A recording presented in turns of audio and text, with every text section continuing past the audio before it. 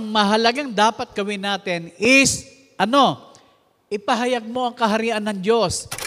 We are to share the kingdom of God. Tinipon ni Jesus ang 12 at binigyan sila ng kapangyarihan at karapatang magpalayas ng mga demonyo at magpagaling ng mga may sakit. Isinugo sila ni Jesus upang mangaral tungkol sa kaharian ng Diyos at magpagaling ng mga may sakit. Ito yung sabi na susunod sa Panginoon. No? Sinabi ni Jesus sa kanya, hayaan mo na ang mga patay ang maglibing sa kanilang mga patay, ngunit humayo ka at ipahayag mo ang kaharian ng Diyos. So 2 times, it was stated that the disciples were given the task of preaching the gospel or preaching the kingdom of God. And this character who wants to be a follower, sabi niya, ay ipahayag mo ang kaharian ng Diyos. Now, ito yung balikan natin. Sabi niya, hayaan mo na mga patay ang maglibing sa kanilang mga patay. Kulturang Pilipino, nakaka-open dito, di ba? Pero ang mismo nagsasalita, ang Panginoon, di ba? Anong ibig sabihin nito?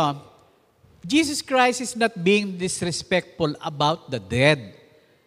But because you want to follow me, parang sinasabi ng Panginoon, kung talagang gusto mo sumunod sa akin, ito yung gusto kong gawin mo. No? Meaning to say, we have to redeem the time. Okay, may namatay, may maglilibing dyan.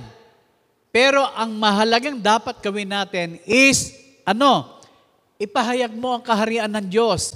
Kasi maraming namamatay without knowing the kingdom of God.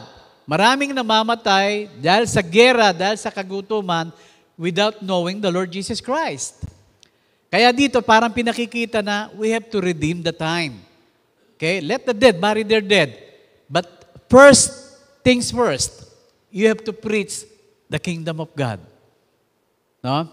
Kaya wag niyong ilalagay yung, kasi eto yung tinatawag na sometimes, yung eisegesis, parang kulturang Pilipino, bakit ganyan ang si Jesus Christ? Wala siyang respeto sa mga patay. Diba? Wrong. You have to study the cultural background, the historical background, and other backgrounds para maintindihan mo. Because you want to follow Jesus Christ, kung ano yung inutos niya, yun ang gawin mo. No? Pero dito kasi, ibig sabihin, merong but Lord, I want to follow you, but first, let me bury the dead. Now, sabi niya, kung talagang gusto mong sumunod sa akin, ito yung gawin mo. You have to preach the kingdom of God.